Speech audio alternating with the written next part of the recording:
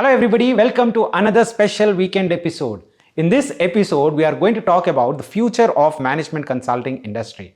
From boardrooms to the White House and beyond, McKinsey's influence in business is virtually unparalleled. It is quite possibly the most influential private institution on the planet. These are prize students. After Harvard, they want a place to work as prestigious as the university that they went to. And according to New York Times investigative reporters Walt Bogdanich and Michael Forsythe, on top of many students' lists is a place that may surprise you, McKinsey & Company. What does McKinsey do? It gives advice, and people are willing to spend a lot of money for it.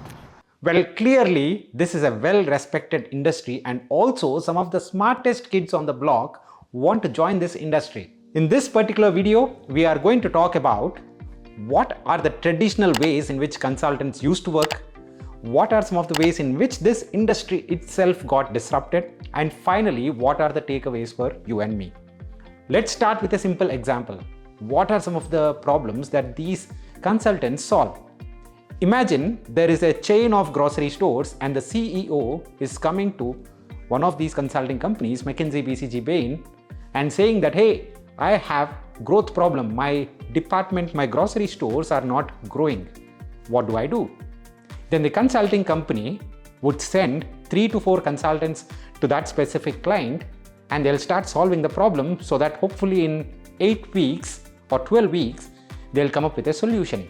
And the recommendation, the solution could be along the lines of, number 1, introduce a new product, probably focus on organic goods. Or it could be around marketing.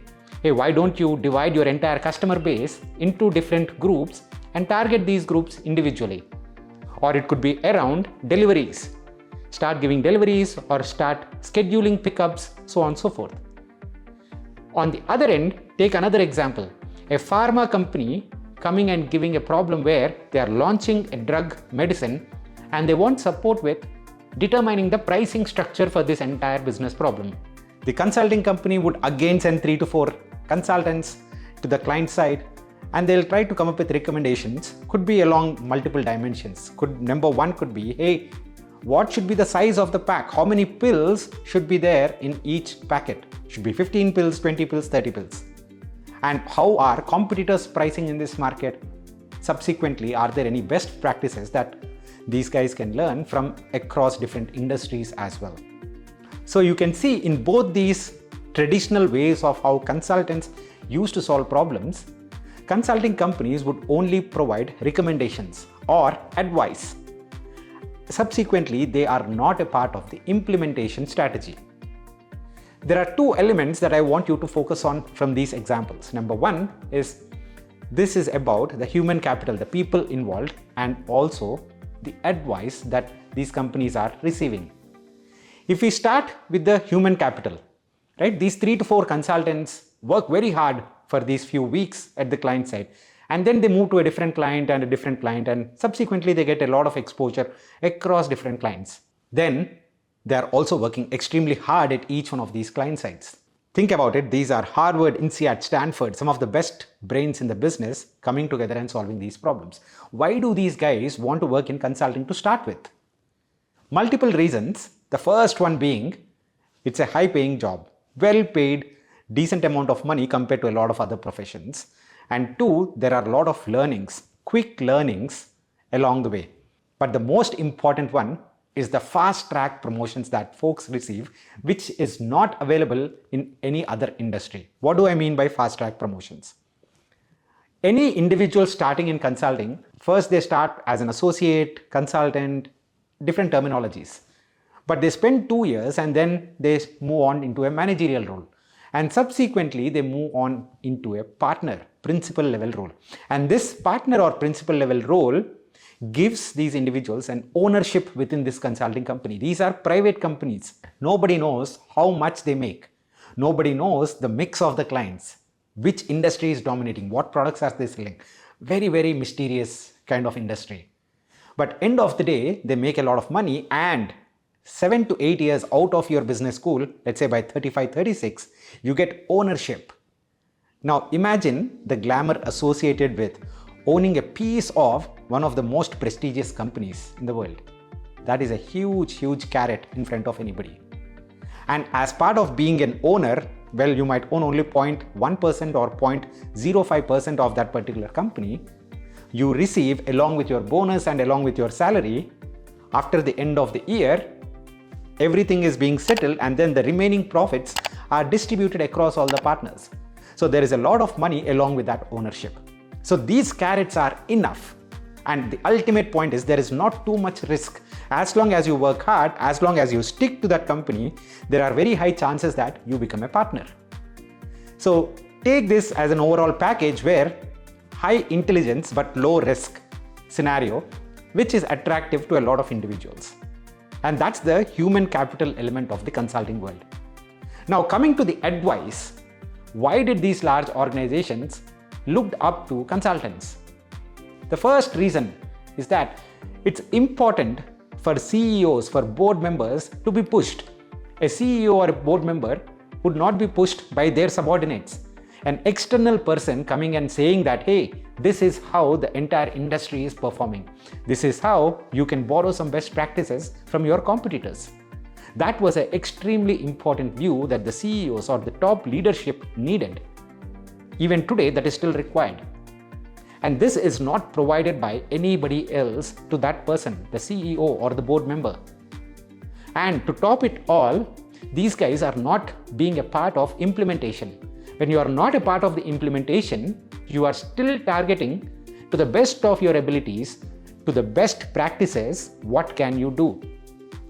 That's again an important consideration. Without any constraints in mind, what does the ideal solution look like?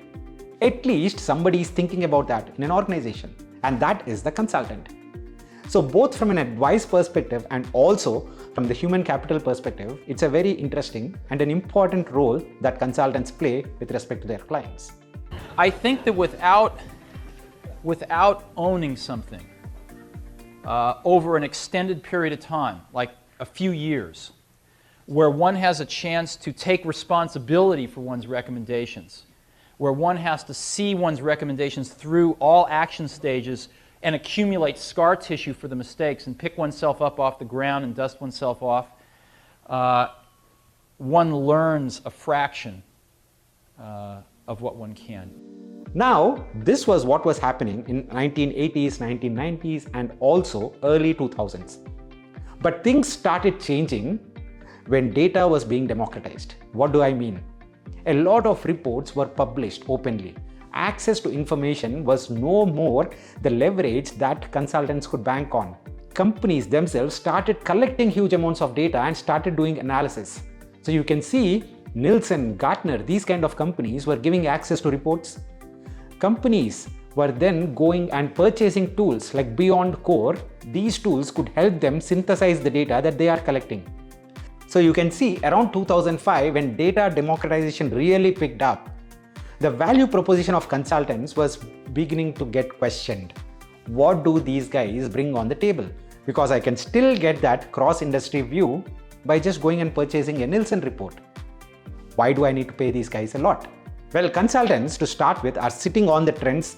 They analyze companies around different industries, and they saw these things coming. So they started to adopt even before the clients started to question them. So in 2007, between 2007 and 2010, McKinsey came up with McKinsey Solutions. That was one of the biggest disruptions in the consulting world. Because until that point, every single client engagement was driven by people. 3 to 4 consultants going and solving a problem.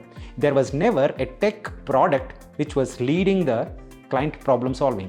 And McKinsey Solution was the first one where they got ahead and deployed a tech-based tool to start solving the problems for the client.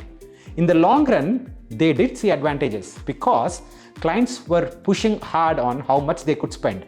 So these kind of tools, when they implement and when they go back and their consultants are not available, they could still be on top of the mind for the client. They are able to leverage this data and they are able to provide insights to the clients, and if necessary, they can always go back. So it was a good solution. And subsequently, these guys also got into implementation. Well, they are not going to go ahead and work with individual pricing teams and individual marketing teams to implement the ideas that these guys propose, but at least they are overseeing implementation. This changed the way they collect fees from the clients. Initially, it was all about 3 consultants, they go ahead, they solve the problem, and each one of them is charging, let's say $5,000 per day. Subsequently, it's a $300,000 or a $400,000 engagement. That's it. But once implementation roles started coming over, the pricing structures also evolved. This pricing is now not just based on the number of people that are going, but also are these recommendations being successfully implemented or not. Success-based fee. So, of course, there are upsides and downsides, but you can see the entire way they are engaging with the clients is changing. Not just product-led, but also the fee structure is also changing. Now, what does this mean to you and to me? Number one, please understand that consulting is not just for MBA grads anymore. It is not just the game of Harvard, INSEAD, Stanford students. If you go look at the roles that are opening up in McKinsey, BCG, Bain or any other consulting firm, you will notice a lot of openings for product managers. A lot of openings for folks to create these tools, software roles. There are also solution specialists. I was working with somebody who had 25 years plus manufacturing experience, and he joined in McKinsey as an implementation expert. So you can see one end software roles, on the other end pure functional expertise is also valued. And this changes the dynamics of the entire recruiting aspect. So please do consider, irrespective of your background, if you have good expertise, if you know the stuff that you are currently working on, you have a good chance. The second takeaway for me, I've seen a lot of changes over the last few decades. And management consulting industry specifically is being run by some of the smartest people out there. And they did see a lot of these waves over the last few decades. So my personal belief, and I would like to believe that they will get over this disruption, and the next disruption that is waiting for them, the AI disruption, they will get over that too. And they'll continue to add the best value to the client that they need to. Thank you guys so much. And in the true management consulting spirit, please go ahead and write down what are the 3 takeaways for you from this video in the comment section. We'll see you again tomorrow. Bye bye.